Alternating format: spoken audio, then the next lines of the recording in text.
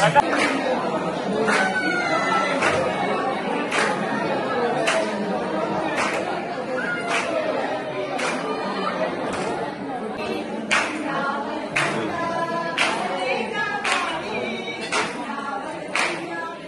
हे व्रताचं काय महत्व काय? हे आपल्या कोकणस्थ ब्राह्मणात लग्न झाल्यानंतर पहिल्या 5 वर्षात त्या नवरा बायकोनं व्रतस्थ राहून नवरात्रातलं महालक्ष्मीचं व्रत करायचं. त्या व्रताला उखाडा असतो, तो पिठाचा असतो, तो करणारे ठराविकच असतात आणि सोहळ्यानं करावा लागतो. सोहळ्यानं करायला पाहिजे, खूप सोहळा असतो. आणखीन त्याच्याकरता मग असे हे सुद्धा आहेत आता अनुभव दाखले होतात, म्हणून खूप काळजी घेऊन थोरा मोठ्यांचं जाणकारांच्या मार्गदर्शनाखाली हे व्रत करायला पाहिजे. आणि अजूनपर्यंत तसंच करतात, सोहळं ओळख पाळून व्यवस्थित करतात. खूप देवीचं कडक हे आहे आणि देवी करतच असते, कारण ती जगदंबा आहे, कृपा करणारी आहे, तेवढीच आपली शक्ती दाखवणारी आहे.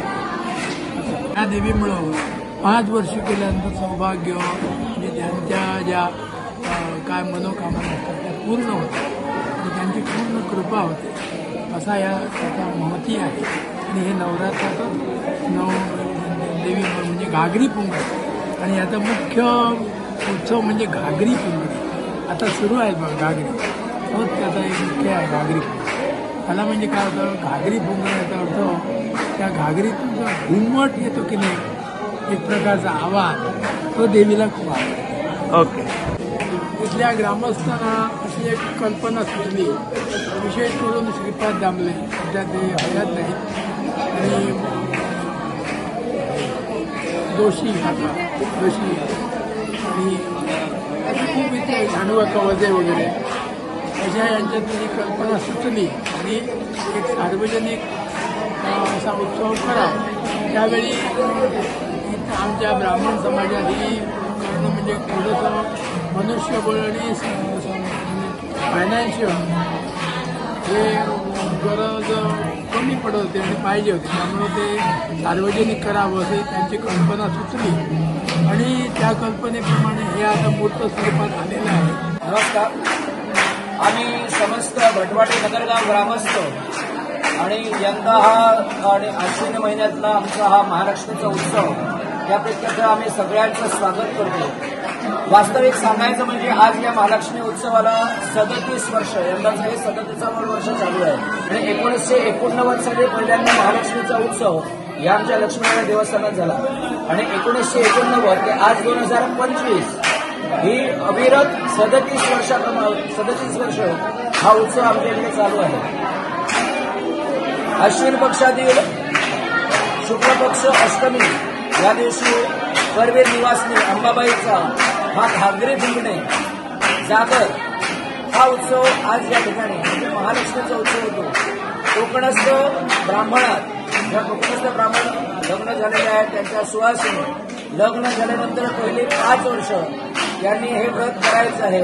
त्याच्यात दुपारी मंगळागौरीचा व्रत येतो आणि रात्री महालक्ष्मीचं व्रत. दुपारी मंगळागौरी म्हणजे ती कुमारिका अवस्थेत असते आणि रात्री महालक्ष्मी ही वृद्ध अवस्थेत असते. अशा प्रकारे हे व्रत साजरे केले जाते. आणि पहाटे जो ब्रह्ममुहूर्त असतो, या ब्रह्ममुहूर्तावर या मातेचा जो मुखवटा जो केला जातो हा उकडीपासून केला जातो. तांदूळाची जी उकड असते त्याच्यापासून हा मुखवटा केला जातो. आणि स्पेसिफिक गावामध्ये आमच्या असे म्हणजे आजूबाजूच्या परिसरात स्पेसिफिक माणसं आहेत आणि ही मुखवटा करणारा माहीर आहे. आमचा हा मुखवटा पूर्वी आमचे पुरुषोत्तम जोशी हे करायचे, त्याच्यानंतर गजानन काका गाडगीळ, त्याच्यानंतर मनोज गणपुले, आणि यंदाचा हा आमचा मुखवटा केलेला मनोज गणपुले यांचे बंधू मंदार गणपुले यांनी केलेला आहे. कारण यात सुद्धा एक प्रकारची ही कला असते. तर हा मुखवटा रात्रीचं पूजन केल्यानंतर पहाटे या मातेचं विसर्जन करण्यात येतं. असा हा उत्सव आहे. आम्ही दरवर्षी, गेल्या वर्षी सुद्धा आम्ही सर्वांपर्यंत ही बातमी पोहोचवली. यंदा सांगतो की दरवर्षी आश्विन शुक्ल अष्टमीला हा महालक्ष्मीचा उत्सव या लक्ष्मीनारायण देवस्थानात असतो. तर सर्वांनी न चुकता हेच निमंत्रण समजून पुढच्या वर्षीही या. धन्यवाद. The Voice